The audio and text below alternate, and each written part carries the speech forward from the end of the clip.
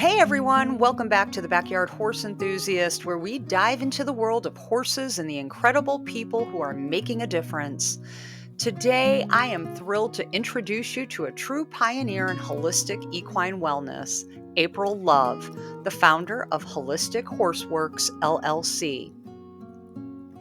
April has spent decades developing revolutionary healing techniques that empower horse owners to take their horse's health into their own hands.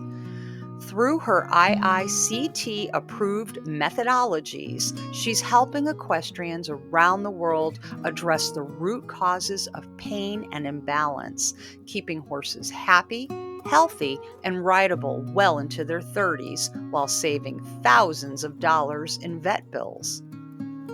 In this interview, April is going to share her expertise on equine musculoskeletal unwinding, craniosacral unwinding, advanced applied kinesiology, and more. If you've ever wondered how you can help your horse feel better, move better, and live longer, this is an interview you won't want to miss. But before we dive in, I'd love for you to take a quick moment to hit that subscribe button. Give this video a like and leave a comment below. If you find this conversation helpful, we'd really appreciate it because your support helps me to continue bringing you expert equine content, and I'd love to hear your thoughts. Now let's jump in and learn from April Love how you can become your horse's best healer. Let's go.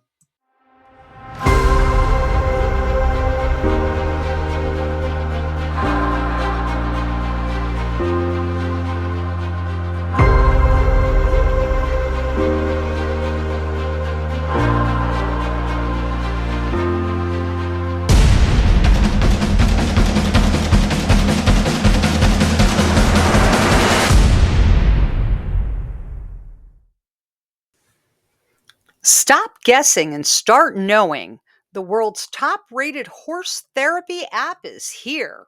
Holistic Horseworks makes it easy to take control of your horse's health right from your phone. Coming soon, Holistic Horseworks Remedies. Take the guesswork out of your horse's health. What would you do if your horse is limping, colicking, tripping, spooking? Created for horse owners who want to troubleshoot, learn, and take action right from your pocket to your fingertips. This app is designed for the horse person on the go who needs answers fast. Figure out what is really going on with your horse. Find natural remedies that work. Explore expert solutions to common horse health issues. Holistic Horseworks Remedies. Coming soon to Google Play and the App Store.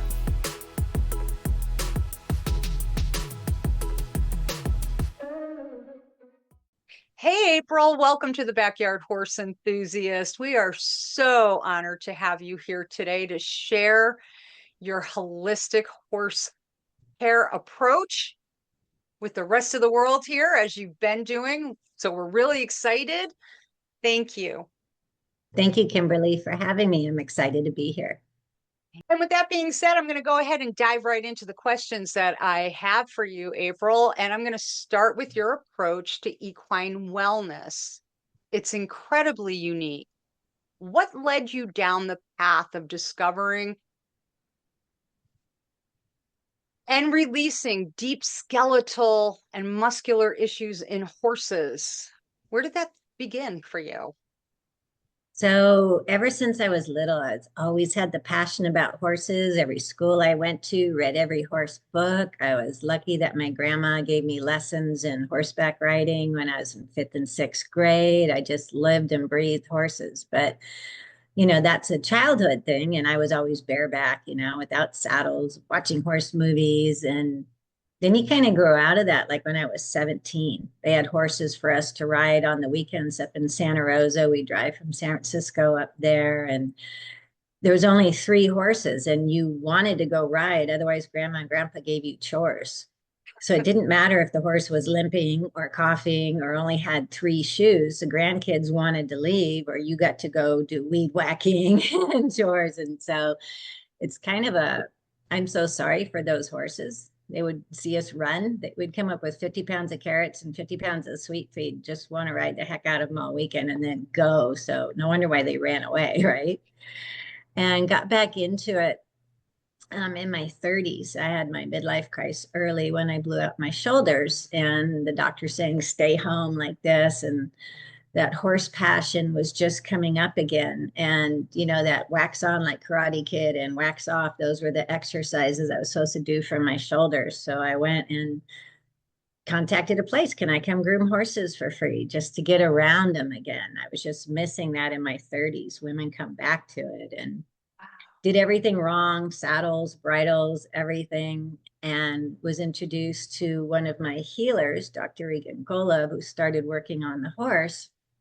And I was doing 50-mile endurance riding at the time, and then team penning with my little Arab mare in the winter. And I was just happy doing 8.5, 9-hour 50s out in the desert with my horse. And he started working on my horse, and I was doing 50 miles in 4.5 to 5 hours. So I was like, well, that's much nicer to get done by, noon when it gets hot. And my horse had just had really good vet scores. So then I wanted to learn how to do this, taking his courses and other courses. And when you're doing 50-mile endurance rides, you have to trot for the vet to see how your horse is at the beginning and at every vet check and at the end. And very frustrating when you get pulled for grade 1 or grade 2 lameness and the vets couldn't tell you where it is. Well, for $500, I can nerve block it and tell you what it's not. I'm like, well, that doesn't work for me. You're telling me to give my horse Butte, go home, give it a week off, and hope it gets better. And then you go to the next endurance ride and you get pulled at mile 25 again, and you're sitting there with your horse for 3 hours waiting for the horse trailer ride home. And just watching all the horses trotting out for the vet going grade 1 lame, grade 2 lame. Where is it starting? What's causing all this? So I just started taking all the bodywork courses because I was paying someone else to fix my horse once a month. And I was asking, how did my horse get this way? What is my homework? So I don't have to pay you to come back, And of course, I don't want to tell you. And they had all these big words and see you next month. Thank you for $500 for 4 horses. And so I was like, I need to learn this because I want to be able to keep my horse going. So I just kept taking a course and taking another course. And Regan's course was like $2,000 in Washington. And Maureen Rogers' cranial course was $1,000 each time down in Santa Cruz. So all that travel is involved and staying somewhere else and working on horses. And then my little white gelding, he was a Kentucky horse. He had so much heart. And I just wanted to make him better and ride him because I liked his mind. He just had such a great mind. He'd whinny at me. It was just so much fun to ride. And in each course I took, I was like, well, but you're missing this. So in cranial sacral, they don't get into the body work, and the atlas and axis is out of alignment. So you don't even have any energy coming through the dural tube to the hind end. So why would you be working on the head when the body's crooked? Or the body workers that work on the body and they don't even pick up the hoof to see that the frog's off center or the hoof's out of shape. So no program was looking at the whole horse, the emotions, the acupressure, the skeletal, the cranial. So I was like, okay, I guess I get to take another course. $19,000 later, I would just bring it all back to Tiki and see what he liked in what order.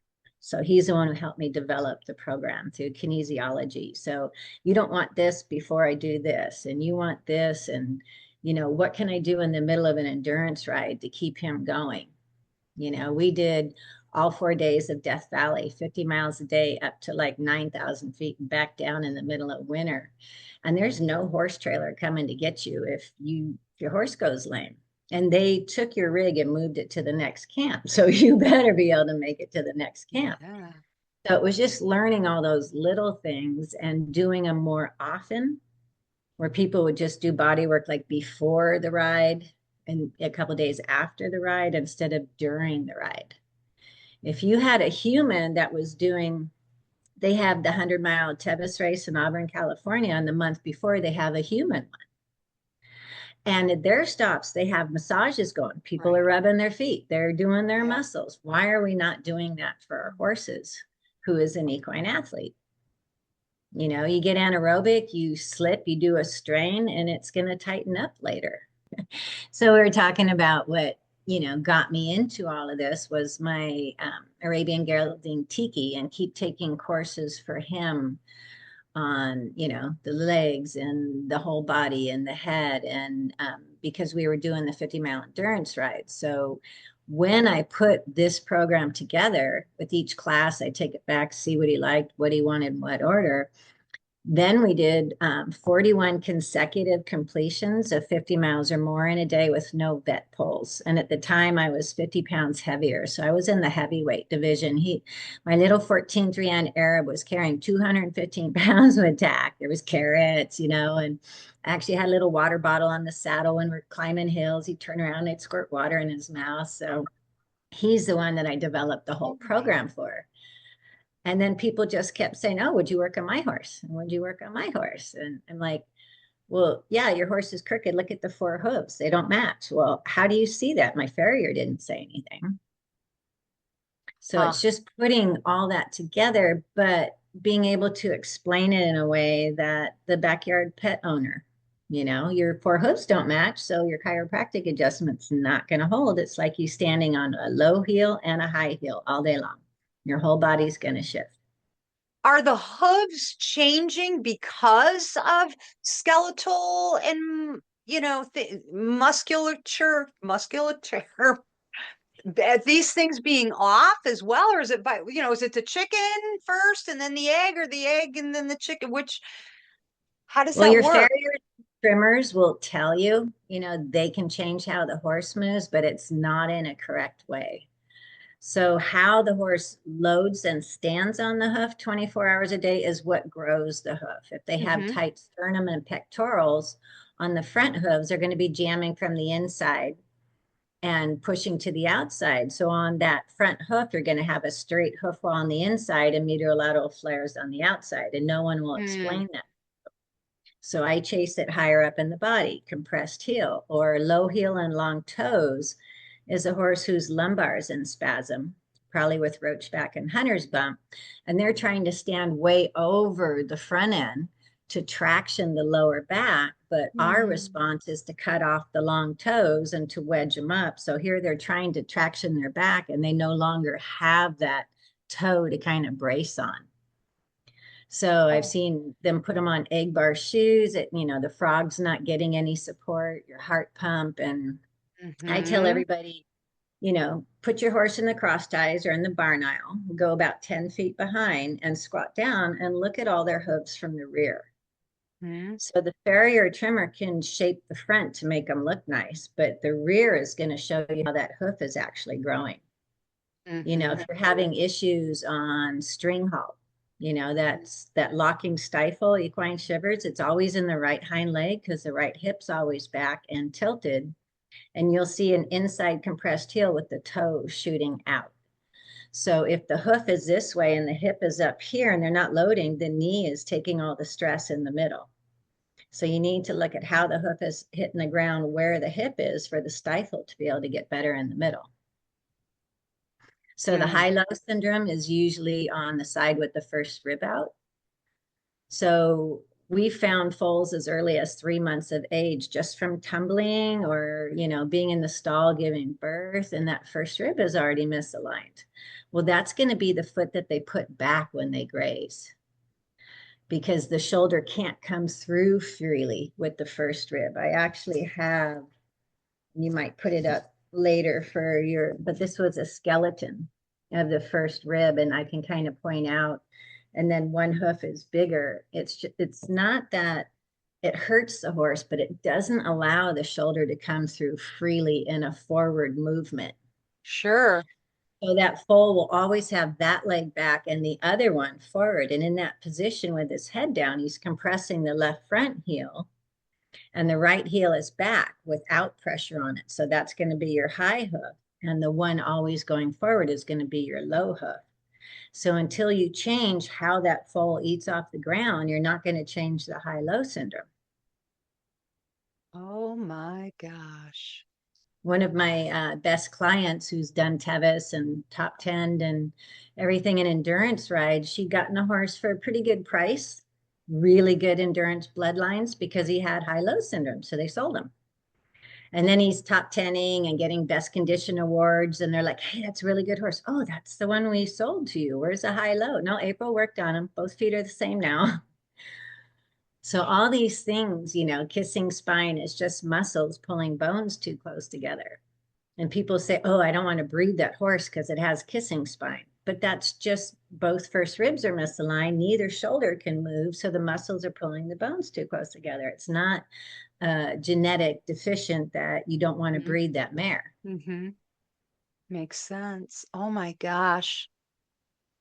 Oh, and the fact that these foals at such a young age are, I almost feel like they're misunderstood, oh my gosh. Absolutely.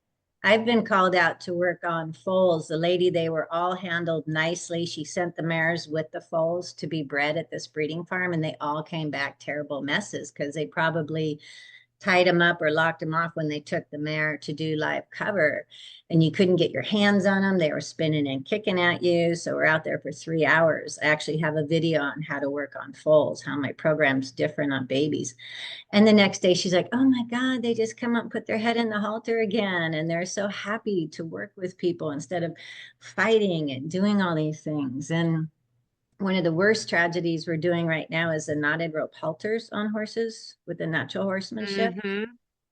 So 25 years ago, when we were young doing horses, the flat web halter, the little cheap snap, when the horse spooked or pulled back, something broke and less damage was done to the horse. So now they put them on the patient's poles, and that's cliff climbing rope. And it slides up and it catches on the back of the occiput. I have a little skeleton here. So when the horse is pulling back, it slides up, it catches there, and it shoves the occiput down into the head because the horse is in this fight or flight when they're pulling. And it does a lot of cranial. So we're having more uveitis, autoimmune, Cushing, because the pituitary is all stressed, and the hypothalamus, which is under the brain, which has just been smushed. So if you look back, we have more Cushing, more all of that when everybody kind of switched over to the knotted rope halters. So I'm not an advocate of those. It's a great training tool. They do the knots because, here's all the nerves coming out on each side, and the knots are supposed to sit on that. So you're actually sitting knots on cranial nerves, which isn't very good either to control the horse.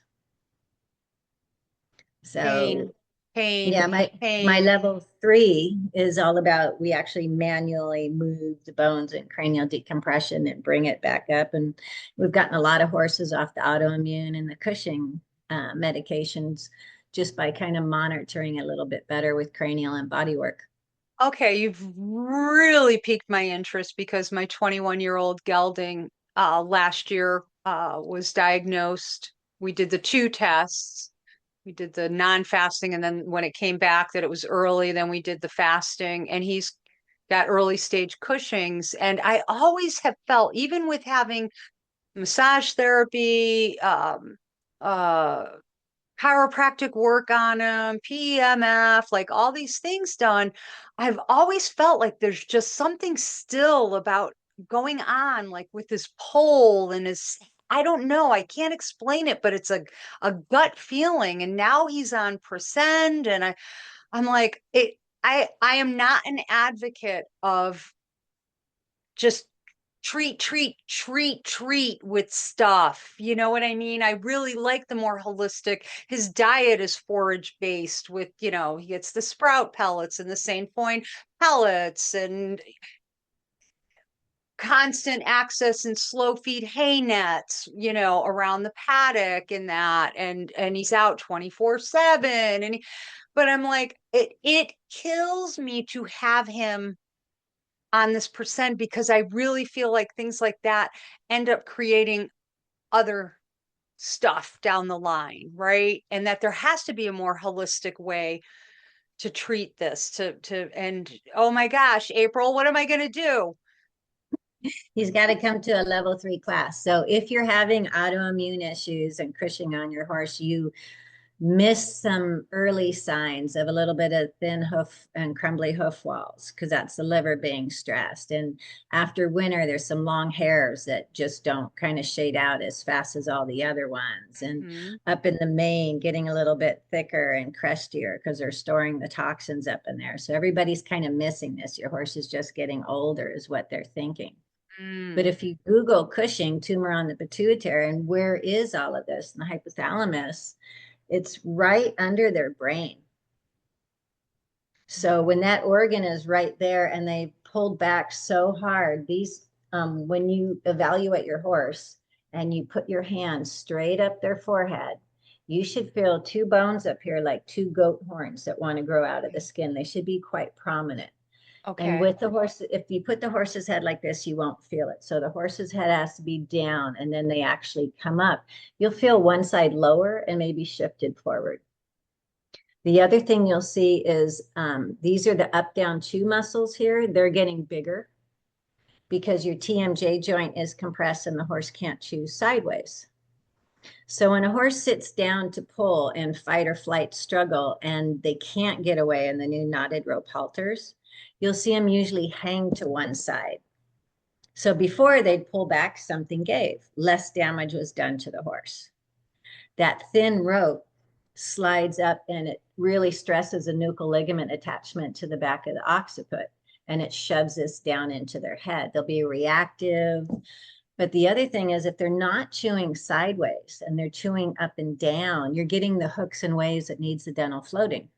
Mm-hmm. So that's shortening their eating ears. You know, the heat and Mm-hmm. friction. I always tell people try and find an equine dentist that does individual teeth, not just the big long file. Right. When you look at their teeth, this is round, Mm-hmm. but some typical vets will just get in there with that big flat file. So they're Mm. taking teeth down short and then leaving the front and back ones longer, and that doesn't fit the jawbone of the horse. Sure. Sure. So then you're going to have digestion issues because they can't masticate the food. Right. And then you'll also see when you look at your horse like this, even on this skull that I bought off of eBay, which is a plaster mold, you can see that like one cheekbone is lower. And if you look up at the Mm. eyes a little bit lower. So they actually did an impression in a mold on a crooked headed horse. Mm. So if you put your hand out in front of your horse, like you're giving them a treat, so their head's down in your hand, look at their eyes, look at their cheekbone, and look at their nostril. You'll see one side's dropped. Mm-hmm. So to the trainers and the competitors, I'll say, so your horse is heavy on the left rein. And they're like, yeah, how'd you know? Well, you continually pulling on that bit to say give to the left rein is actually destabilizing the TMJ joint. Mm-hmm. It actually dropped a half inch to an inch. And I tell people to get a tape measure and measure from the pole to each lip line, and you'll find one side's lower. And until the horse does my level 3 class where we actually manually move it, try to get out of the mouth of the bit or find a bit where you can drop one side. All the resistance goes away in the horse. Mm. They're just saying, yeah, you're pulling on this side, but this side's locked. Especially in combined driving horses. You keep pulling on that left rein, it's going to throw stress back to the right hock because he's bracing through his body. The combined driving horses were really fun to work on. Everyone's like, wow, they can actually do the whole course now and they're soft and light and they can stay straight in the harness. And so I worked on just about every breed and every discipline. And 2011, I started being invited to teach internationally, so UK and Australia. And it was nice to see the horses all around the world on different feeds, but they all still had the same issues. First rib as a foal, water and feed sources adding up. And the knotted rope halters got really popular. You put those on the young horses and you're going to have a lot of damage done up there. A 3-month-old foal just kind of rearing up and fighting like this on the handler is the same thing as a 14-year-old 1,400-pound horse pulling on the side of the trailer because the cranial bones are so soft. So Mm. most of the damage is done before we even get them into training.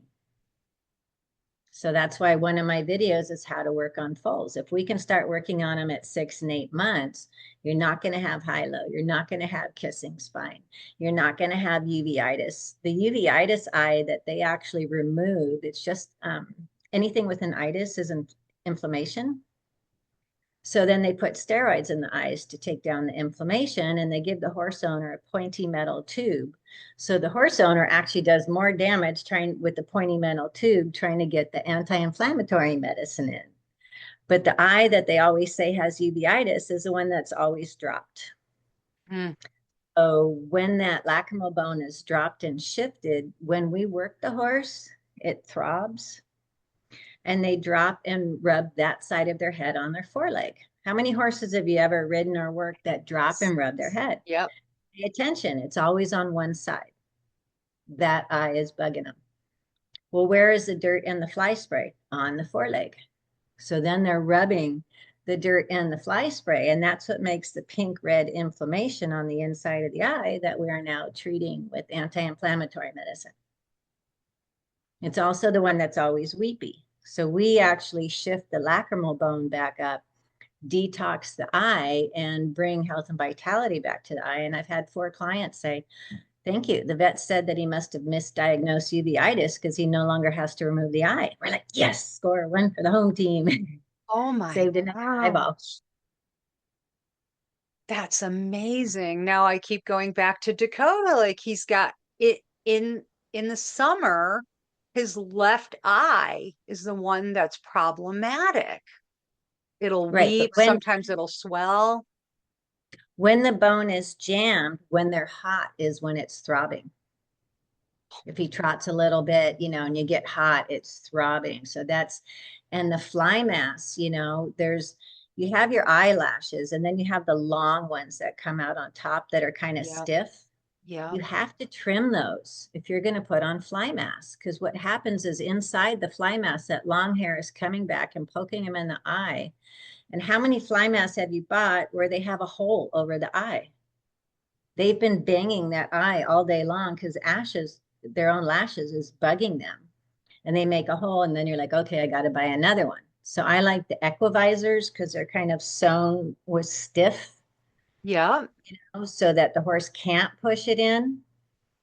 Equivisors came out mainly for like horses with surgery, but they have fly masks that can't be pulled off.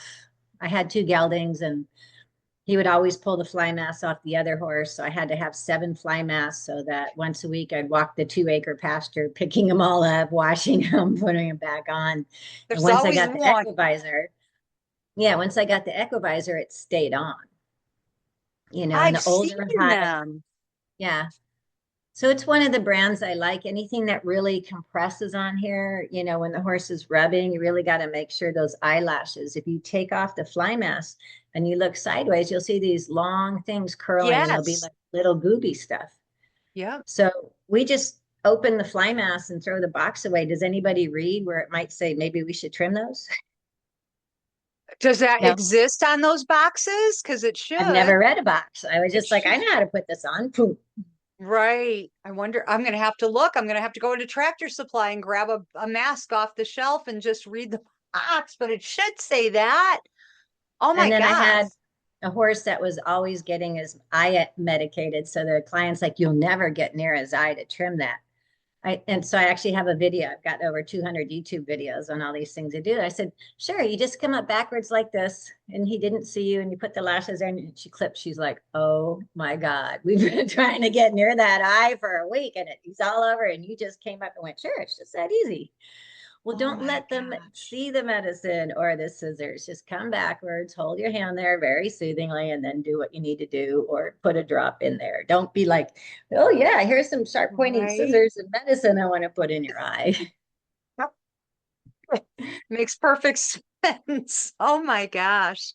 I could end So, this interview right here just with what you've shared. I'm like, I have so many things that I need to think about, do, take care of. You said the level 3. Now I'll be reaching out to you when we're done with this because oh my gosh. It's all about my horse and my dog. That's all I have in my life, truly. I mean, I have friends and family, but they're my life. So So I'll you don't even want to get me started on dogs. I figured out what starts hip dysplasia and how to fix it.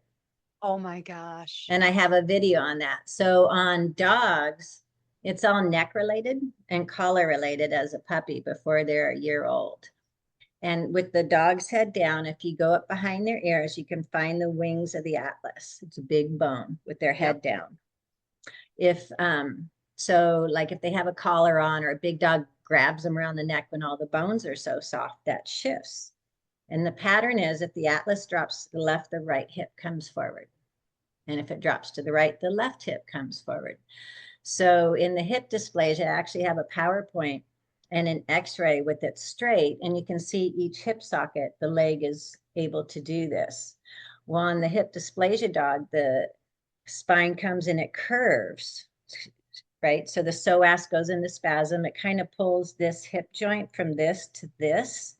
Now the top of that femur, that's the hip dysplasia. It's grinding away in there. Mm-hmm. So it's making a bigger gap. But the other side is the ACL tear. The right hip can't do its job, so the left hind knee is doing more. So I make a lot of friends at the beach and the dog parks. And when you're petting your dog and you go over the rib cage and it raises before you get to the hips, that's the whole psoas and spasm. Dogs always want their butt rubs because their hips are out. Horses rubbing their butts on the fence isn't because of parasites, it's because their hips are out and they're trying to readjust their hips when they're like sitting on the fence and stuff. Oh So my I God. teach if we actually listen to them, and our animals can last a lot longer. Yeah. Wow. So, and I know you're going to put up some promotional stuff, but I really wanted to put out educational books that people grabbed, like Don't Squat with Your Spurs On. Remember that I funny have little that book? over my toilet. Right. So my first book, I found someone to do all these white, happy, fat horses, and the Horse 101 ebook is just how your horse gets crooked. All the things where Yvette said the trailer rolled, but yeah, your horse is fine. Your horse is not fine. He hung by his neck in the trailer, Oh my gosh. while it was upside down, all these things. So it's all these common sense things. And that's the free ebook that we give out people to educate them why they need my program. Okay, and what I'm going to do is, folks, what you'll see is a little QR code hanging around April's head. Just scan that and you'll be able to get that. Yeah, and that'll lead you into the education. And then everyone's like, so what do you do? So my second book, isn't he just so cute? You're going to throw away everything that is in your medicine chest. You're never going to use alcohol, iodine, hydrogen peroxide ever again on any wound. And you're not going to cold water, fresh hose a wound.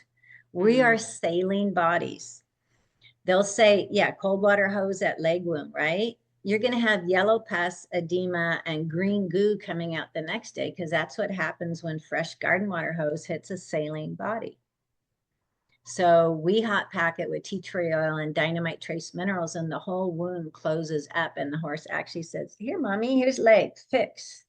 Instead of having that goopy mess that swells up, is hot, you're pulling off the bandage, it's painful to the horse, it's stuck to the horse, you're starting all over again. Where my way, you're like, oh my God, this costs $75 to heal a gash across my horse's shoulder that the vet couldn't stitch or something. So I'm all about easier, better ways for the body, for the cells to heal, and how to prevent colic and, all these other things, and, to shoe or not to shoe. I actually have a hoof soak that you want to do if you want to transition to barefoot. You can't take that shod horse and put them right down on the ground and expect them to still walk. mm. When they're sore, that frog is the heart pump. Every time this comes down, it signals take toxins out of the legs, but to grow. So you take shoes off a horse and they stand there all day because they're in so much pain. And you're like, well, there's nothing to trim or work on 4 weeks later because they're not stimulating that heart pump. So I have a hoof soak recipe that we use to get rid of white line, toughen up sole on those like crumbly hoof wall, thin sole thoroughbreds and some other horses. But we do that for 3 days before we pull the shoes off, and that sole and frog is ready to hit the ground, and they can just walk out sound. Wow. So there's all these things, if we just knew a little bit more, would make our budget, our pocketbook, our vetting, our time more efficient than buying all this gauzy bandages that sticks to a wound, or having to go put on comfort boots so your horse can get from the hay trough to the water trough when Mm. you really need them to be moving 3 or 4 miles a day to stimulate the hoof growth. Oh, I'm so excited to dive into everything. You work with a lot of horses that have mysterious lameness or behavioral issues that are not easily diagnosed. What are some of the most common underlying problems that you uncover that traditional methods likely will miss? So torn suspensory or tendon, what does Oh, a vet that's tell you to do? well Ice with it, stall mhm. them. Do they tell you to put them on MSM or arnica or anything that speeds healing? No.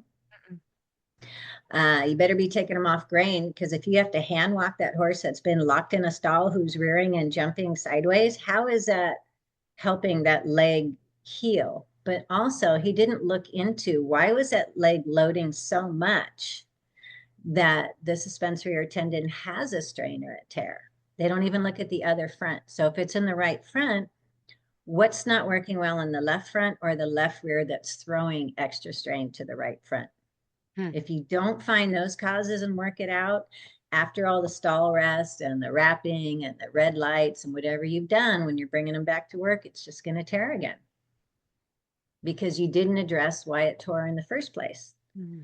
I mean, if the horse comes in and the shoe's ripped off and it's hanging on the fence and you know how it happened, that's different. But if all of a sudden your horse is off, you ultrasound and it's there, it's been building up. Mm-hmm. So I actually have a video on how to palpate the suspensories and the tendons. Being a 50-mile endurance rider, you always had to check that, especially if you're doing 50 miles, 3, 4, 5 days in a row. You better know how to check those legs. That's like, is your wheel loose on your car? You better know how to tighten the lug nuts, right? If you're Mm-hmm. going to drive, from California to LA, you're like, well, how's my tires? How's my whatever? Do I need an oil change? Right. Is anything bald? So nobody's looking at all of that. When I do a first session on a horse, I use a product called Dynamite Release, and I put it on my hand. I put it all over their head, and it will lather and heat will come out where the cranial bones are compressed. And I do the kidney 27 point, the conception and governing meridian to open that up, but I do all inside the hind legs.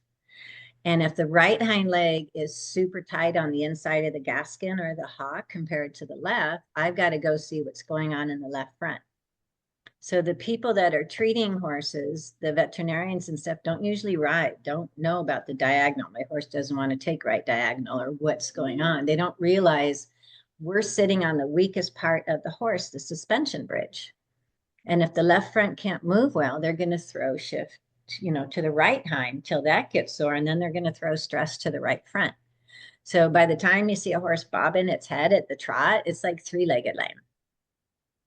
So my new clients, I spend extra time. I show them how to do the suspensories and tendons, especially on barrel racers. We worked on a bunch of barrel racing horses yesterday, and they expect me to check the legs. How's your horse doing? He's doing really good. I can't find any soreness.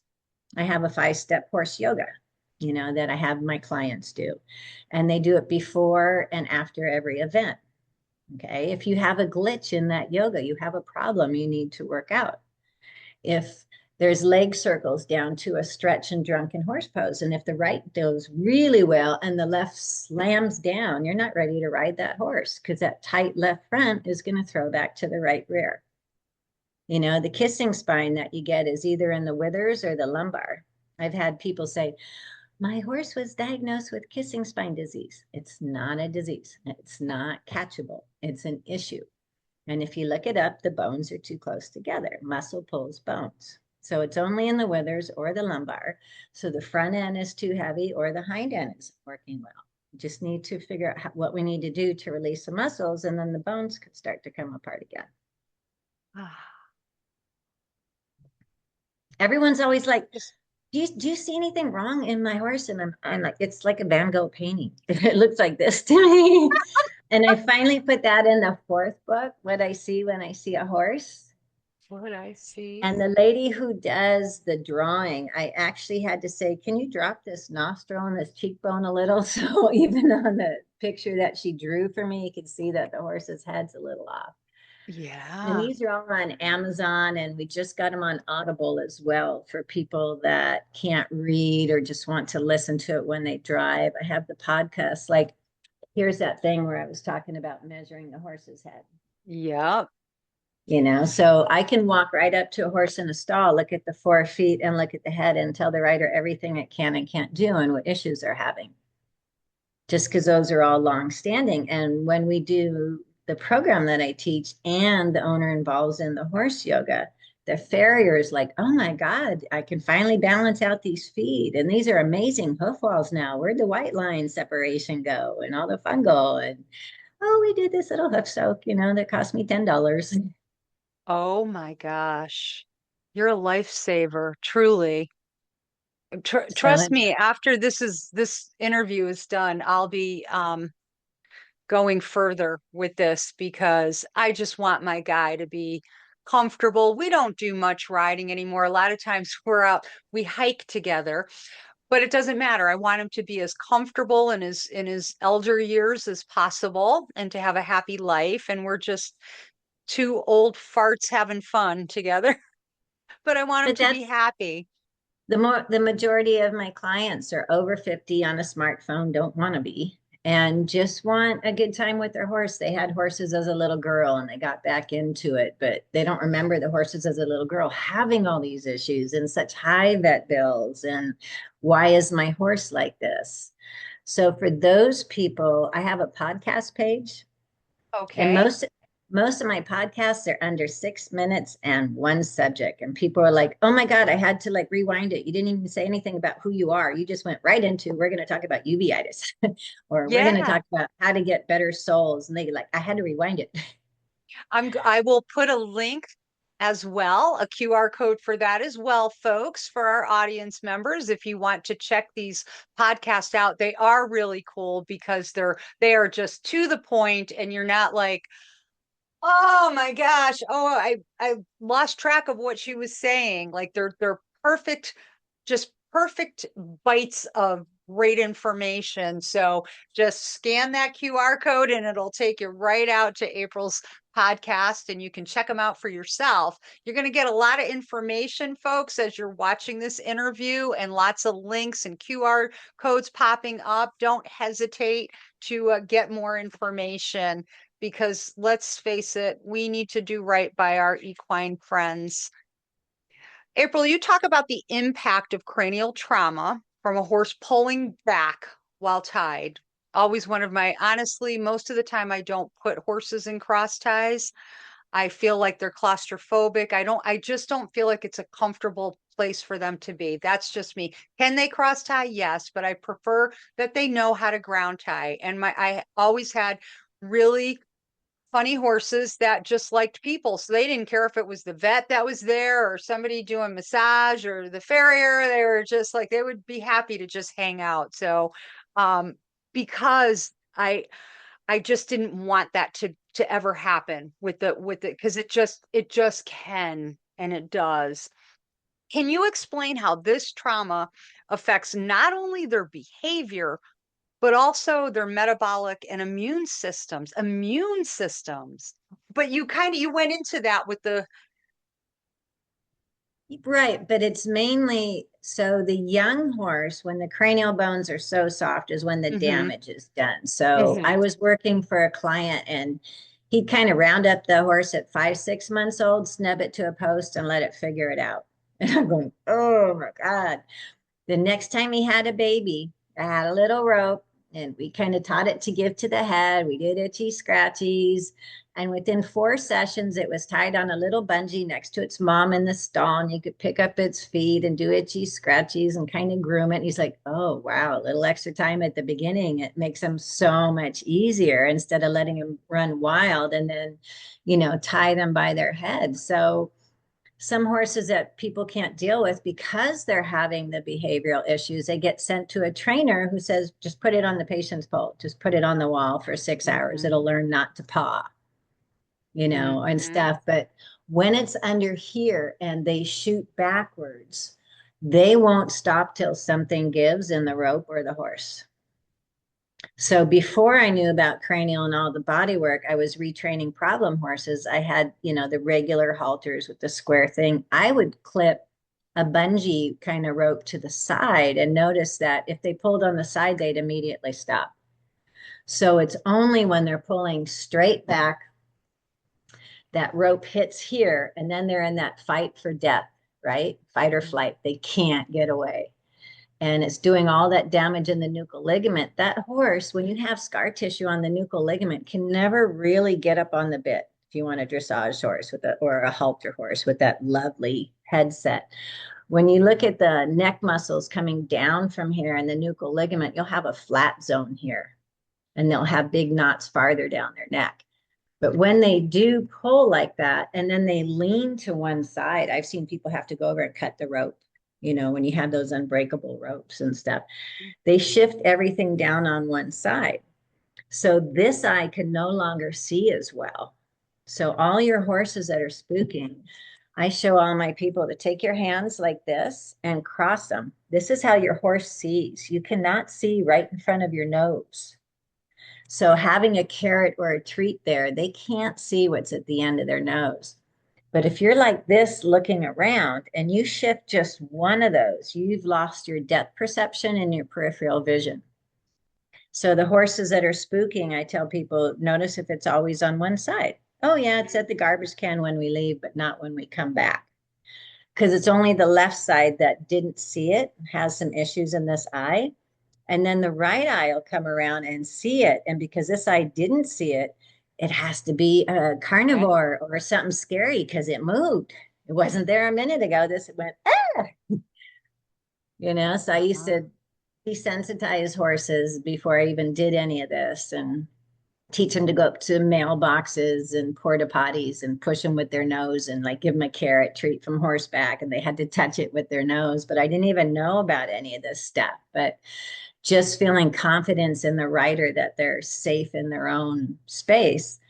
But when they've taken this head trauma, up here is always on fire. It's smushed. It's kind of like having a concussion, hitting your head really hard, and it always hurts in that spot because the cranial bone is kind of compressed there. Those are the horses, don't touch my ears, don't want to be bridled. So then they get into all this training of put your head down instead of addressing this. I worked on one horse in London that they got from a feedlot, old thoroughbred. He's only about 10, rearing, and I had to spray the release in the air over him. By the time we finally got down, fixed his head, did all the body work. The owner came to pick him up 2 days later, and he's like, "Where's my horse?" And here's this chestnut gelding with his head down, and the kids like petting it. They're like, "That's your horse." "That's not my horse. I brought you a fire-breathing dragon." He said, "No, the kids are just petting his head. He's down here like this. That's your horse." Oh my God. And we got him sound too. So it was just, all the horses that are going to the rescues are just trapped in painful bodies, painful heads, and nobody's getting it. And they don't understand being sold. They work from the heart. They've given everything to that one person. They can't do the job anymore and they get thrown away, usually pretty cheap or free. So then they get a pretty cheap saddle and bridle with the new person who doesn't know anything about saddle fit. And they're in more pain and they don't understand being sold or given away and not being with their heart person. Yeah. So to me, that's what I'm trying to stop. And we have 8 instructors working for me globally. So we teach in 5 different languages. So there's no excuse not to learn my program.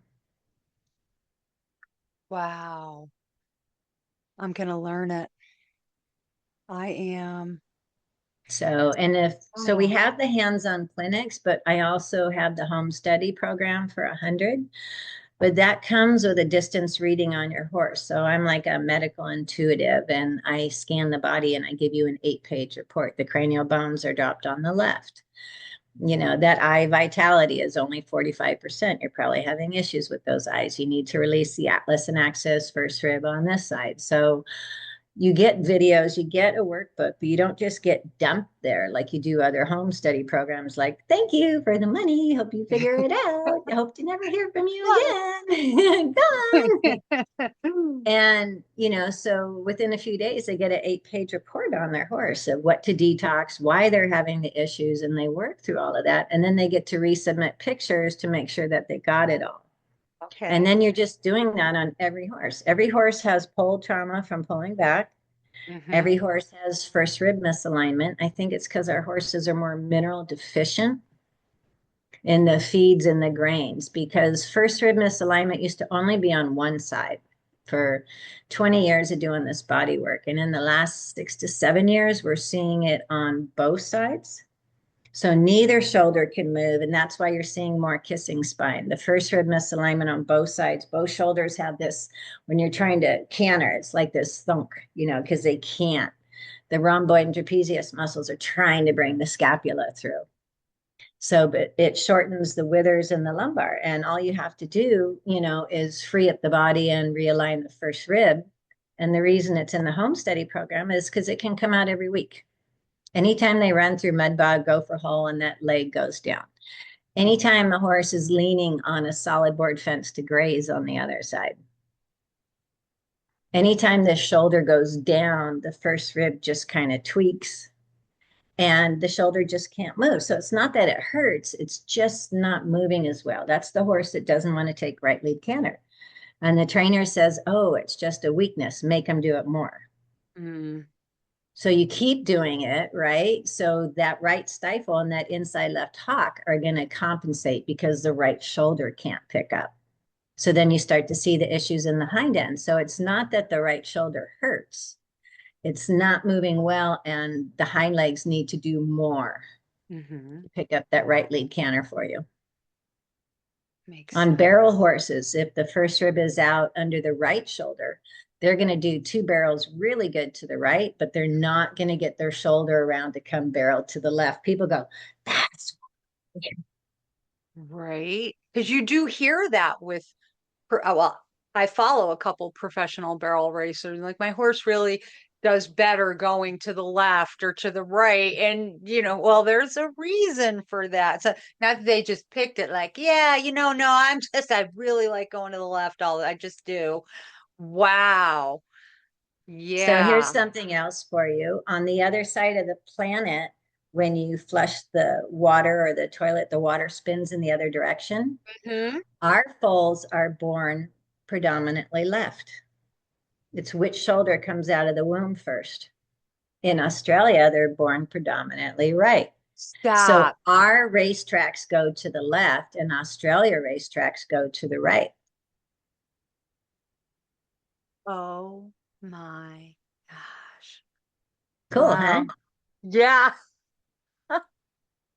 So you teach horse owners how to do this work themselves. I mean, clearly, because I think, well, Dakota's running around playing with his yard mates, his herd mates, and then he takes a misstep, slides in the mud, whatever. We'd be like bringing somebody out once a week, right? So we do need to know how to do this work ourselves.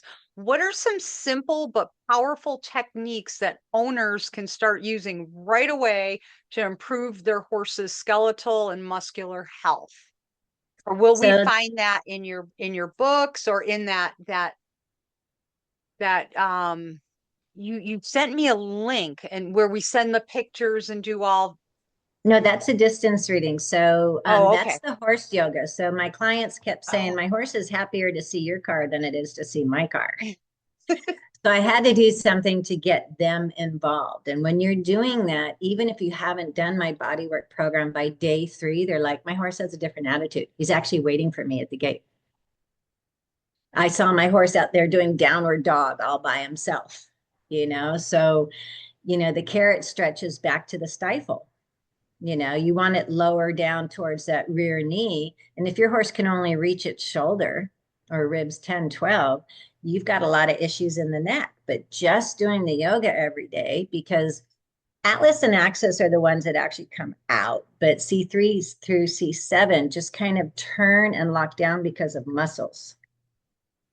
So you're stretching out the muscles by doing the horse yoga. I say go out there with 5 pounds of carrots, do left, right, until you get them back near the hip. When you go this way, you're going to be breaking down the arthritic calcifications on this side and stretching out this muscle. And when you go this way, vice versa. So you'll see short neck, long back horses because the neck's in spasm, bringing 5 and 6 too close together. That's your U-necked horses. And when the back goes into spasm and the psoas is in spasm, it's straight to the croup. So it looks like a long backed horse when it's not really. So it's all in that balance. So then the leg circles down to the drunken horse pose frees up ribs like 2 through 5. It doesn't do the first rib, but that's all your turning, your barrels. If you can't go like this and cross over the other leg, how is that horse going to move that shoulder to go around a barrel or to do gymkhana? If your psoas is in spasm and your lumbar is locked up, how is that horse going to pick up the stifle on the hind legs to come over the jump? When you see the hind end of a horse and your hocks and your hooves are so close together, I'll see that on 4 and 5-year-old barrel and racers. And I'm like, are you injecting those hocks yet? And they're like, yeah, how'd you know? Because your hip, your hock, and your hoof are not in alignment. Your hips out here, your hocks in here, and your hoofs in here, and they're so tiny with an inside crushed heel. Why didn't my vet say anything about it? I don't know. Why don't you ask them?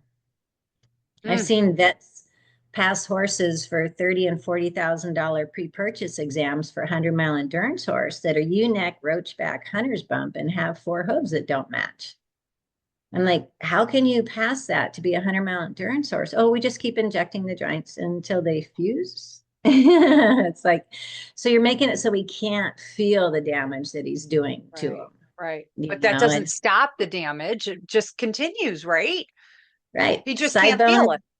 Side bone and ring bone is the front feet not loading correctly, like you getting arthritic ankles. So when people say, how do we get rid of that? We do the apple cider vinegar in their feed, which works on arthritis from the inside. Then you have to change how the front end is loading to be correct. So the shoulder, the knee, and the hoof are in alignment because those horses are all base narrow. And that's not conformation. That's posture. And then we have something that we call a bomb sweat that you do once a week that breaks down those excess calcification, because the coffin bone and everything is dense bone, but the excess grows. The body sends calcium to heat to lock it down, grows like porous, like a coral reef. So you can break those down and the body reabsorbs it. People are like, wow, my horse has that back instead of thunk, thunk, thunk, thunk, thunk with like lock little, fetlock joints. Oh my gosh. I'll have like 14-year-old girls go, can you ask if my horse wants to jump? I says, it has arthritic knees, hocks, it has side bone and ring bone. And you want me to ask if it wants to launch into the air and land all that? Right. Oh, definitely. That sounds exciting and wonderful. I love pain. Oh my gosh. Oh, I said, why don't we get healthy hooves? Why don't we get rid of this arthritic calcifications and then ask if your horse wants to jump? right. Right. Oh. You have an extensive collection of free educational resources, thank you, including your YouTube channel, podcast, horse yoga. What is your goal in providing so much free content, which I think is amazing? And how do you hope that it will impact the equestrian world? I get emails daily that say, I stumbled across your YouTube video and you just explained everything that my horse is doing. And the vet left with a $500 bill and didn't. So it's not that we don't need the vets, but they don't ride. They don't understand working a diagonal, and what's going on in the body. So what I don't teach is how to do the first rib release that starts everything. So you have to buy my program to learn that. But I do show you how to palpate tendons. I do show you how to lift the ribs and do the butt tuck if your horse is colicking. I have a whole video on get out your digestion from doTERRA and saturate the belly. And, in my Horse 102 book, it says have a laminated sheet because as soon as something happens to your horse, all the information goes right out of your brain and you go into panic. So have Banamine at the barn, have doTERRA digestion at the barn, have Epsom salt because you can syringe them with warm salt water. On the side of the Epsom salt box, it says take for constipation and what is an impaction. So you can syringe warm salt water. It's all these things you can do while you're waiting the 4 or 5 hours for the vet to come. And then usually your horse is pooping, if you do all my things, and then you're like, thanks, don't need you. And it's not to get the vets out of work, but they might have to go, a calf is stuck or a horse needs stitches. And if you can get your horse out of colic, we have fewer and fewer good vets nowadays. They're just not finding it as rewarding. That if I called my vet, Larry Goss in Sacramento, he knew it was an emergency because I was treating everything else. So Yep. even if it was his day off, it was Memorial Day, he would come out to the farm. I'm Yeah. like, she just foaled. She's not up. I think, she's running a fever. The baby's running around doing flying lead changes, but we need something for the mare, and I actually I had bred for a tricolored sweepstakes Pinto Arabian sport horse. I finally had it, and she was about 3 or 4 weeks old, and it was 105 degrees in California, and flies were everywhere. So I'd put the war paint on. That's what you use, like a spot on for ticks. And I'd put it here, and it made her itchy, and she rubbed, and she caught the metal flanging on the side of the building, and she nicked her carotid artery. So you go out and you bred for this, and you go out and your little, oh my God, I finally got the horse I want, spurting blood all over. Oh my gosh. So remember, I imprint my babies. So I caught her up. The dynamite trace minerals that I put in wounds, I put it in a syringe and I just injected it in all areas of the wound. And I gave her some molasses electrolytes because it was every time she went up to nurse, she would open it. So I waited 3 hours for the vet to come because it was a holiday, of course, and my vet was off. And so he came and he's like, how is she still alive? I said, well, that stuff that I put in all the wounds. And when you geld them, I'm like, wait, because we put these drops in when they geld them, there's no drainage the next day. The worst thing you can do is cold water hose, like the vet says, the injection site, and you get all the pus and the drainage that attracts the flies. So as soon as he would geld my colts, I just put this right in the hole. Next day they're up and there's no drainage. So I had injected that in there. And then while he was trying to get his hands on her, she sprung through both guys like a gazelle, and she's all over my yard spurting blood again. And I'm like, ugh. So I caught my baby, and this trace minerals I use, I put it in a little syringe without the needle, and I inject it up there, and I get the bleeding to stop. And he gets to sedate her, and had to, like 5 IV bags of fluids and all this. And he actually had to stitch the carotid artery closed. It was so bad. And just that her body will make other pathways. She's so young. But he's like, how did you keep her alive? How did you keep her from bleeding out? Well, that stuff I use. Wow. Oh, So I'm it's going to amazing. love all your books. I'm So, going on I a do the shopping spree when I'm done here. And I do the distance readings. I do them for people as well on their health issues, bacterial, viral. I found people that had like deep bone infections that was draining down into their body. One person ended up in ICU till they actually found the tooth infection that is vet missed. So I find all those things, and then we just use kinesiology for what does the body need to come back to balance? What does the body need to heal instead of adding all of this stuff in? Do you need red light therapy? Do you need MSM that speeds connective tissue repair? Do you need arnica gel? Do you need cold laser therapy? I just kind of bring all of that in. And what do you have at home? Because it's very expensive to have a horse. Well, I have these products at home. Great, go use these. Nice. And guess what? How it's all going to be so easily available to everybody. Tell us. For 4 years, I wanted to make a phone app. When you get to the barn, and oh my God, your horse is not doing good, and you go into panic. And it's let's see, 8 o'clock at night. yeah, when nobody's going to help you. Mm-hmm. Holistic Horsework Remedies. So we're just getting it finished in the Apple store. And it was like, I have all the information out there, but people don't want to be looking for it.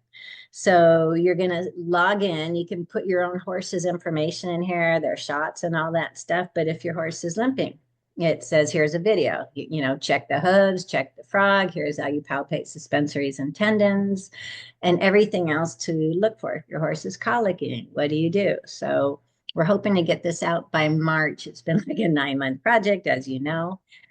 And it's in 5 different languages, all the languages that we teach in, French and German and Switzerland and stuff. So we're really excited about Holistic Horseworks Remedies. I'm excited as well. I will definitely get that app for sure. Will it be on Android too? So you'll have it Yeah, be in the Google Play Store? Google Wonderful. Play Store and Apple. So we're pre-recording this the last day of February. So hopefully, folks, you're looking at a link to go ahead and get that app and have everything at your fingertips in one place. That's exciting. I'm excited about that. I feel like that is so empowering as a horse friend. I hate to say owner, but uh, you're right. You do panic initially. It's like, I don't know what to do first. Call the vet and and to have everything just kind of boom, boom, bullet pointed. You got to look at this first and that, da da da da. And oh my gosh, I could have used you a couple weeks ago. Well, I'm always here, and I always tell people if you get this in paperback, make sure you put barn copy and your name on it because people will take it home. They're gonna walk off with it? I don't think so. My client, her horse was colicking at 11 o'clock at night, and she goes, the book was at home. I knew you were asleep and you'd have your phone off, and I have all the pictures and what, your horse might be colicking from and what to do. And so you should have it on that laminated sheet, colic, digestion and mouth and hair, butt tuck, belly lift. Those 2 things on the yoga lift large and small intestine because you have a blockage. Mm. It's not a mysterious colic. Something's been adding up. Your horse might be pissy at the trot if it's sand and uncomfortable at the canter if it's an enterolith or a stone, because that's when it comes up and it hits, in that repetitive pattern. And they're like, is that why my horse, when he's trotting, farts? Yes. They are not. We used to laugh at those horses, gas-powered horses. Mm-hmm. All of that's backing up until the intestines are moving and the gas can pass. So you need to start working on the apple cider vinegar and the sand. And when we do the yoga, when we filmed my first one, just all the butt tuck and belly lift and butt tuck and belly lift, that mare went in her stall and had this huge pile of poop. Just lifting their intestines gets old stagnant stuff moving. So I've had horses that got swept downstream in a river and caught up, in under wire branches. It was her drill team horse, the big 50-pound saddle, and she saw her mare dying, and she's yelling. She's in the river with it, and they get out, and they had to be helicoptered out the next day. But they're like, you can go home. No, April would say, do bladder sweeps and yoga. As soon as that trauma hits, you have to have something to realign the body and to calm all the meridian systems and the mind so that the stomach doesn't shut down and they don't go into shock and they don't go to colic. And the vets are like, wow, your mare's like so calm and she's just eating. And she'd say, oh yeah, April would say, do, bladder sweeps, yoga, realign that body, remember where it needs to be. So I want to be like your little first aid kit. Yeah. I mean, not to be, too much information here, but I'm kind of a gassy girl. I like sauerkraut. I love fermented foods and that and cruciferous things because it's good for me. But when I eat them and I'm out in public, really what I want to do is go home and literally like lift my back end up, right? It's like it's a lift to get that gas to move. And it's like it's instant relief. But if I can't do that and, like, oh no, there's 2 more hours to this date, you know what I mean? I will be dying. Imagine what your horse is going through. Well, they can't burp, right? It's all Right. one way. So, and it's the haze and grains that are blocked that are fermenting and creating more pressure and more pressure. So that's why they want to go down and roll to move that pressure. Yeah. But once you've learned how to do the belly lifts and the buttocks and you get two people and you do it together, it's like within 5 minutes. Oh my Yeah. gosh.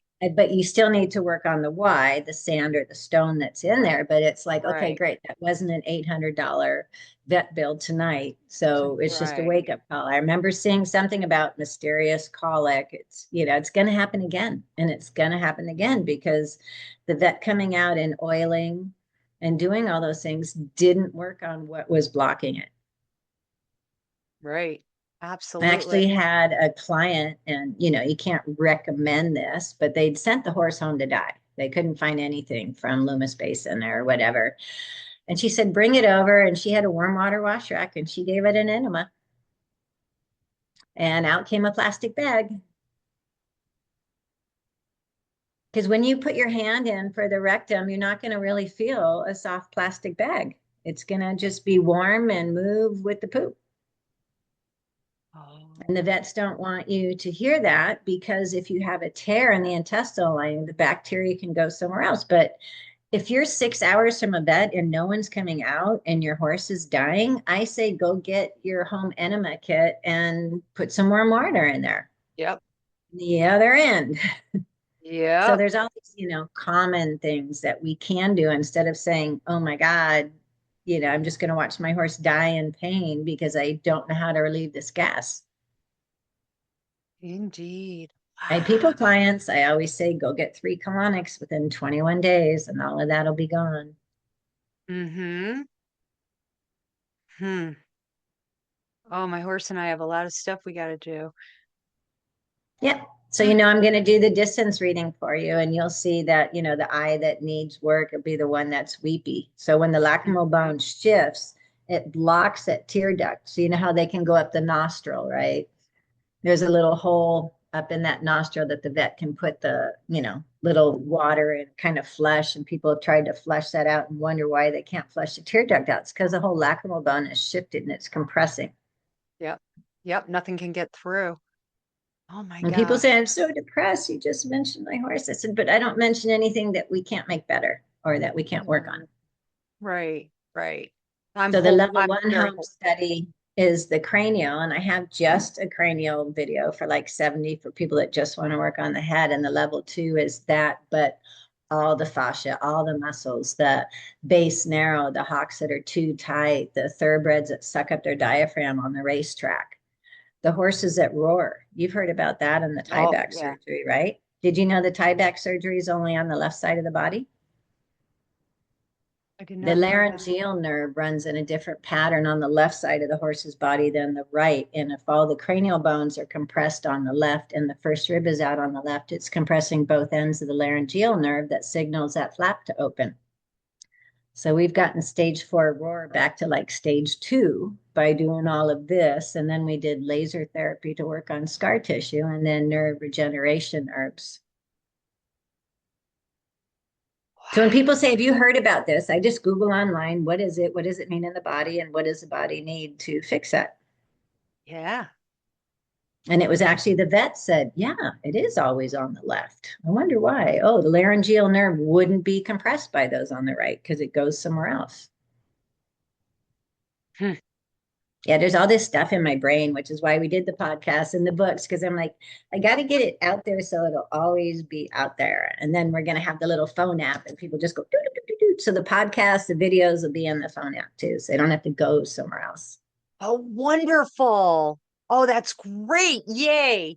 Yay. Yeah, because otherwise you're hitting all these different platforms, but to just be able to open up that app on your phone and have those podcasts too, because I love listening to podcasts in the car. So I would just like binge on April's podcasts until, I'll So just do an extra long drive so that I can get a whole bunch in for sure. Oh my gosh. and a I'm lot getting of people don't have cell phone service at the barn, but if it's in the app, you should still be able to access it because it was right downloaded in the down. app. So that was the only way that we could get like the colic video and all that information to you when you have no service and you're in panic. And I keep dropping the call with the vet and they don't know when they're Mm, coming. And nice. That's nice that you have that option to download once. Yeah. Because even like sometimes when you have I have Audible, which I love, but if I don't download the book and then I'm somewhere where the Wi-Fi service is bad, then I can't listen to it. But I make sure that I download the book prior when where I do have internet service, then I always have access to it. So that's nice to know too, that you're not going to be like, oh, I opened it up, but there's nothing there because I don't have Oh, yeah, that. So because you that's great. download the app and all the info's in the app. Love it. So I have over 200 helpful YouTube videos, and they did limit me to 15.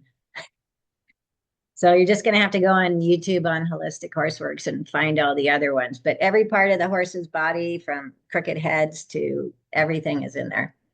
I love it. I don't think there's anything like that out there right now. No, So I this wanted is, one. I've been wanting to do it for like 5 years. It's like, $8,000 to put it together and oh yeah. stuff. So it is like a free trial for a week and then like $5 a month. But Oh, when that's they pay nothing. that, they get 10% off any of my programs.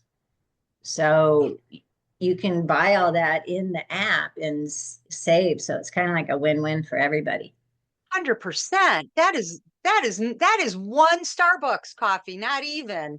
Part of it's a right? half a Starbucks coffee. No, that's a black coffee with That- no sugar, no cream Don't make it nowadays. fancy. No, Can I that have is half a bagel? no cream cheese today. 1 gallon of gas. Okay. Exactly. That's phenomenal. And then to still get 10% off of the courses on top of it is just, it's phenomenal. I'm beyond Well, and you excited get to to put go. your horse's info in of when the shots were, when the farrier was. So you have everything right there. Oh, let's see. I'm When was the last time he colicked? Oh, yeah, it was 3 weeks ago because I actually have it in there now. wow, all your data's in one place. That's perfect because now you're not scrambling. If you do have to call the vet, you're not like, hang on a second. Let me oh, I don't know when Let me pull was up my that. calendar for when was his last shot. Hey, April, I think you should develop an app for cars too. That would be perfect for cars. Huh? Right? That Yeah. was me last week. I'm like, when did I get that thermostat changed? My car's overheating. You know what I mean? And I'm digging through paperwork when, oh, there you go. In your spare time, wink, wink, you should develop an automobile app too, because you already got all you got a template down. It's just we're gonna transfer it to cars. Well, I like the app of what was wrong with my plant, right? And you could take the picture and it would tell you what to do. Well, you can send me pictures of your horse and I can tell you where the pain is, what hip is out, and what you need to do. So with all other programs, you don't get that live help support of, hey, what's going on with my horse today? And, can I get a reading? A reading's $100. What's a vet farm call? A lot. My last vet bill 2 weeks ago was really close to $1,000 for just, and he didn't come out. Wasn't an emergency. It was an urgent care. He picked up an opportunistic. He picked up Streptococcus zooepidemicus, which, opportunity. Yeah, there was another boarder's horse on the property that had an open abscess under its jaw. And thank God Dakota he's a healthy guy. He really, really is. So I knew I was dealing with bacterial. It never got above 102 as far as his temp went, but he did have clinical signs, a little dry cough. And so the vet had me monitor him for about 24 hours and came out. And I said, I need to know exactly what this is. Have to be sure we're not, that's not going to be Streptococcus equi or, like I need to know. So that was not a cheap. No, see, if you were my client, I have a recipe called Miracle Spray that you can buy on my website. That's Okay. doTERRA essential oils and the dynamite trace minerals. It works on bacterial, viral, and fungal. And they're all edible. So while it's actually for the sole of the hoof to kill the white line fungi and tighten your hoof wall and give you a thicker sole. So barefoot, you actually have the concavity of the hoof. Mm-hmm. It's the only thing we spray in wounds, and you can spray it right in their mouth anytime you think that they're a little bit off. So I get used to looking in the deep pupil of the horse's eye. And when it starts to look a little bit dull, you can just top dress this on their feet or put it in their mouth. It tastes like peppermint and cinnamon, What is the and name they of that like it. again? And you sell this? Yeah, it's the recipe is on my website because shipping the liquid was just too much Okay. leakage and stuff, so that they can make it up at home. And I just call Okay. it my miracle spray. In Australia, they call it the bloody miracle spray. Just go get the bloody miracle spray. Because you can put it on wounds, you can put it in their mouth, and it just within 24 hours, it just boosts the whole immune system. And so if you know that there's a sick horse in the barn, you can be Mm-hmm. preventative by boosting their immune system, Mm-hmm. because everything they eat the same, they drink out of the same water trough. What can I do to boost my horse's immune system when I can't separate them from that horse's water trough? Right. What You know, what do you think about colloidal silver? Do you have any thoughts on that? it works great on mucous membranes. It's what we use for eye infections, but you have to put it in distilled water. You have to do it 2 or 3 times a day. You have to syringe a large dose to a horse, and you'll end up wearing half of it. So I just have some other products that work a little bit faster for antibacterial. So, but it is what we use in the horse's eyes, for infections.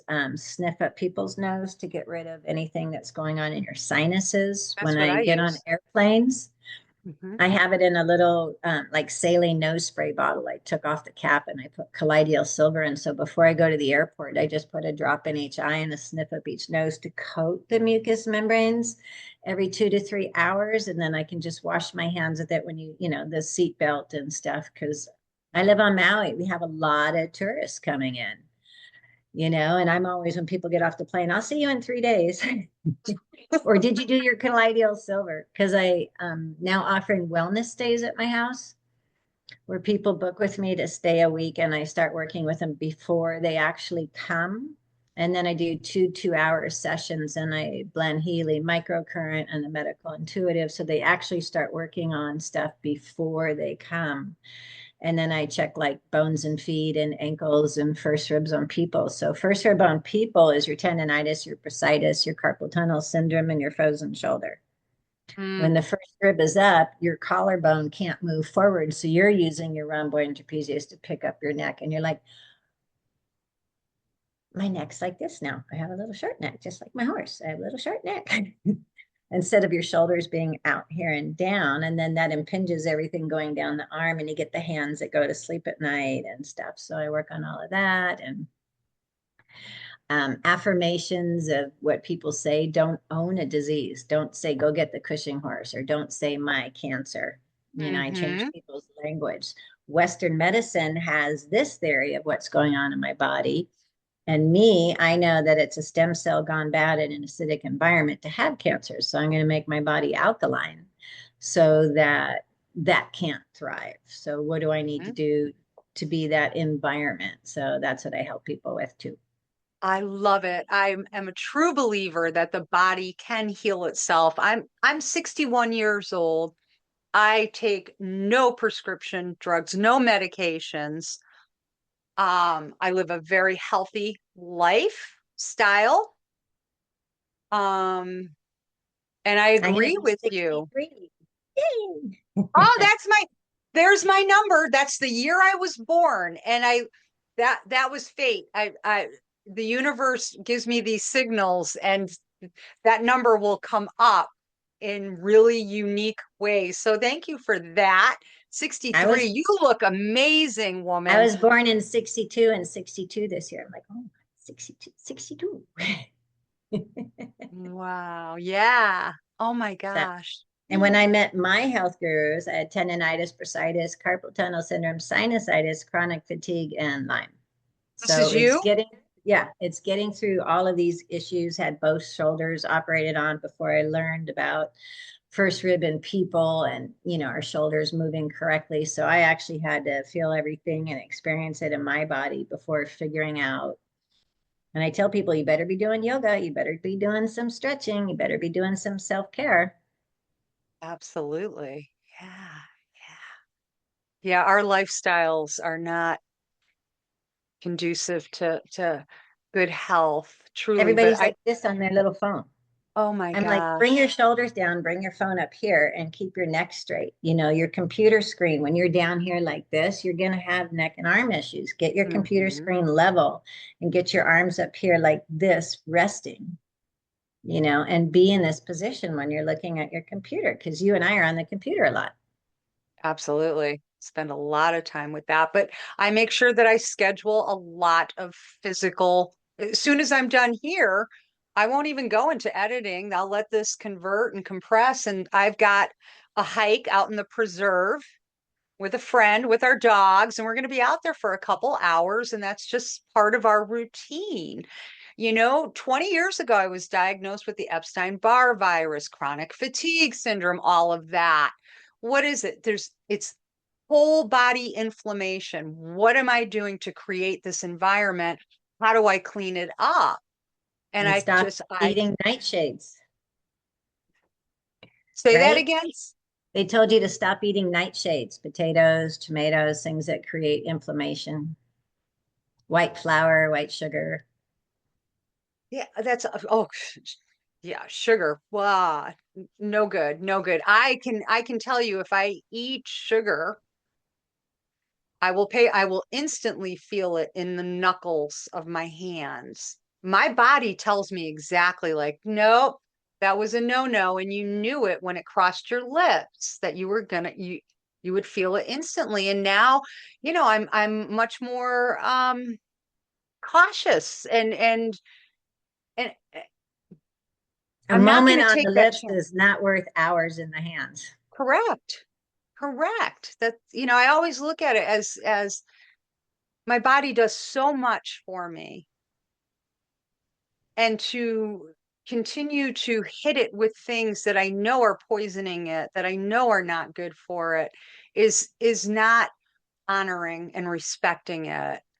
So, So all the people that crave like bread and bagels and carbohydrates, I tell people that's the yeast, candida, and parasites that want to be fed.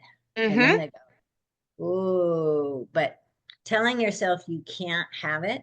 oh, dude, Okay, so I only use doTERRA brand, and people have to kind of muscle test if it's okay. But I've had students take 4 or 5 drops of oregano for a couple of days, and they're like, "My tummy's flatter. I don't have gas, and I'm not craving bagels anymore." That was so much easier than telling myself I couldn't have the bagel.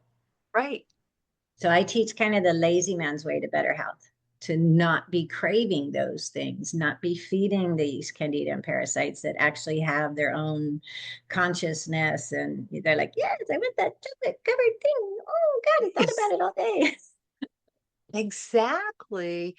I can remember years ago where, it was hard to drive by. I won't say McDonald's because I was never a McDonald's fan, but drive by and grab something that was quick, where, experiencing good health helps you to make the right decisions because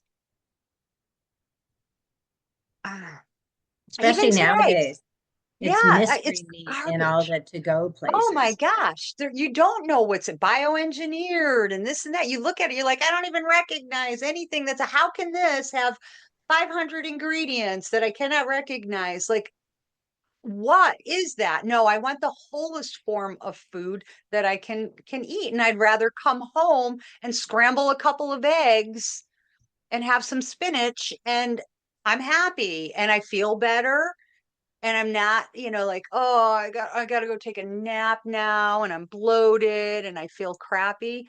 No, not at all. I won't do it. I just I won't. tell people in our 50s, you're learning that we should have taken better care of our bodies. And in your 60s, you're learning you should have flossed more. Mm-hmm. Take care Indeed. of it or you lose it. Yes, absolutely. All right. So A I'm lot of looking at, information. there's so much. There's so much. We could go on for like hours, and I know you don't have it, and I don't either, but we could. So, where can horse owners start if they want to dive deeper into your work, like me, someone like me? Well, you have three different ways of, learning. So YouTube is if you're visual. Okay.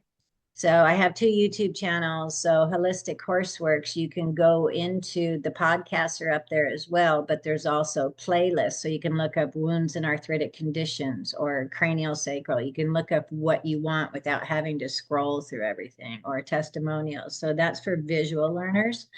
And most of those, again, are under 5 minutes. Your horse is colicking. Here's what you do. Your horse is lame. Here's how you palpate the legs. If you want to drive and just listen, that's the podcast page. And that's also on Spotify and Buzzsprout and Amazon Music that you can find Holistic Horseworks. And 4 books on Amazon for people, and 3 of them just got put in Audible. So if you just want to listen to it instead of reading it, but the pictures are pretty cute. Yeah. And then the website for the left brain cerebral type, or all the information. Even when you go to Holistic Sorcerer's homepage, everyone's like, you should redesign that to be softer. I'm like, no, I want it dramatic. Here's an eye that was going to be removed. We saved it. Here's a crooked horse. This is what we did. All that information so that on the homepage, it grabs what their interest is at the time. And then each of my instructors has their own page where we're teaching in South Africa or Australia, or think Florida and Indiana is coming up this year. I'm only doing West Coast now. I live on Maui. I'm doing a private apprentice program with a lady right now who's following me around to barns. So it's what is your learning style? The home study program, you get a landing page that you have access to for life with instructions on how to download the videos. People don't do that. So anytime I update a move, we post another video in there. So my students are lifetime students, and you always get to see the new workbook or anything that we changed. For people that get the home study program or do a live hands-on class, you get to submit 5 case studies. So in other programs, you can submit a case study, but you don't know if you got the rib or you got the hip, where they submit pictures to me and I say, well, you didn't quite get the right hip and you didn't get that elbow. And we go over how you're doing the move. So having that support and feeling good, like I didn't think I got it, is that the little doubt, on your shoulder? I call it. You ever see the movie The Fockers? Yep. Yeah. So my 3rd book, If I Can Do It, You Can Too, is about us and doubt, and how as children we kind of learned we weren't good enough or we weren't smart enough or we couldn't do that. I call that the little fucker on your shoulder. Just knock them off and just say, yes, I can do this. And Mm-hmm. with your horses, find a teenager at the barn or something and teach them. I teach the yes no divine pendulum to ask yes and no questions. But when your horse is injured or sick, you're not going to be able to do it. So bring in that kid to say, what's going on? Does he have a bellyache? Did he eat something? What do I need to do? Have some kind of support at your barn, that can help with all that while you're trying to get the vet on the phone. And, have that list of, what you do for the injury, what you do for the colic, laminated at the barn. So you're like, oh my God, I forgot that. I have it in my pocket. Great. Let's go do that. Yeah. So, on your home study or in-person class that we teach, you always have this follow-up backup. You're not just, when I took a course, it's like, okay, how do I go get clients? What do I say? You go to a horse show, no one's going to let you touch their horse at a horse show. You might mess up something. Right. Right. So I would donate gift certificates of what I wanted my session to be worth, $100. So someone, and I said, I don't want first place to win it. I want the best sport award. The little 4-H kid that's always trying and always coming in last. I want them to get my award. Oh. Because if you fix that horse, they will tell everyone in the barn about you. So I actually show people how to go get clients, especially when vets are trying to say in all these states that you can't work on horses. Well, just say you do cranial sacral because they don't really know what that is, or you teach horse yoga, for the owners to do. It's the wording of how do we get around. We're not diagnosing, we're not treating. We're finding the blockages in the horse and opening it up, and the horse is coming back to health and wellness. Mm. Thank you. You're welcome. Thank you. Oh my gosh. Oh, we have come to the end. Is there anything else that you'd like to share with our audience I that we think might it's have overlooked? probably pretty much all out there. Yeah. And for our audience, again, you're going to see QR codes popping up all over throughout this video. You can just pause that video and aim your camera at it and go out to April's website, get all the information that you need and want. And hopefully, when this airs and is published, we'll also have the QR code for the app.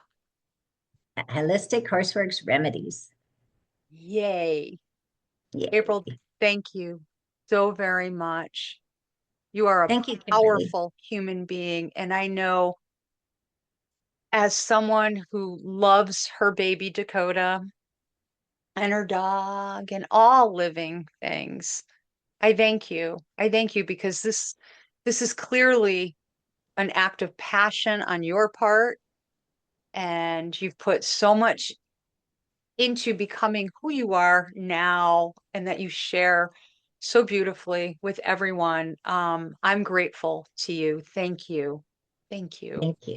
Can I say one thing about doggies and cats? Yes, please. Stop feeding them tap water. Even if it's Gotcha. well water? Yeah. No well water? All the distance readings I'm doing, water's coming up as the main source of health issues. So we have filtered water. Start doing filtered water for your dogs and cats in the house. Okay, I will. I have a Berkey, brand new. It's in my storage unit. I'm going to bring it into the house and I'm going to start using it. Yeah, wells Thank need to you. be bleached every year because rodents and bugs die in it. So usually have bacterial or high iron, and all of those things throw cells off. So with our pets, that means so much to us. All the tumors, all the weepy eyes, all the pet issues is because we're still feeding them tap water. Oh my gosh, I'm on it. Thank you. You bet. You hear that, Tommy? You're using the Berkey from now on, baby. Filtered water for our pets. Absolutely. Nothing but the best. Thank you so very much. This is not the last you've heard of me. I'm sorry, even if you want it to be. No, I'm kidding. Yeah, I want you to do before and after pictures on I'm go Dakota. I am. I got to clean him up a little bit. You know, those nice gray horses that this time of year. He's not gray, he's brown. But yes, I'm going to, and I'm also going to go out to Amazon and purchase all of your books so I can have some fun reading and enlightening reading. And I want to learn horse yoga. I want to learn all of this. I truly do. So I can make his rest of his life absolutely the best possible. Thank you Thank you, so Kimberly. much for being a guest on the Backyard Horse Enthusiast. We'll be in touch. Take Thank you. care. Bye.